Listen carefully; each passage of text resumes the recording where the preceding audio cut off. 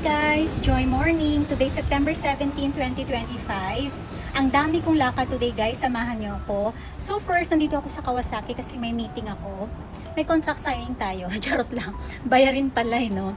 And then after ng aking meeting dito, pupunta ako ng Yodobashi Camera to pay the AC installation fees.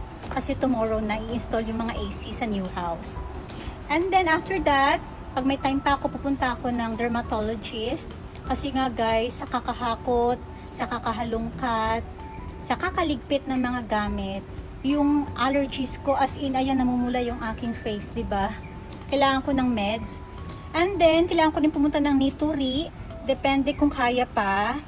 Kailangan kong magtingin ng study table para kay Ken. At saka yung mattress ng kanyang bed. And then, mamayang gabi, maghahakot na naman kami guys. Yung isang friend ko, tutulungan kami. So, see ya guys! Ay, alayo pa yung ko. Dito na ako guys sa office ng aking lawyer. Dito na ako guys sa Yodobashi Camera Kawasaki branch. Dito ko guys binili yung aking ref, yung washing machine, at saka yung mga AC. Alam nyo ba guys, ang mahal ng installations ng AC as in. Nakikita nyo yan. 20 lapad mahigit.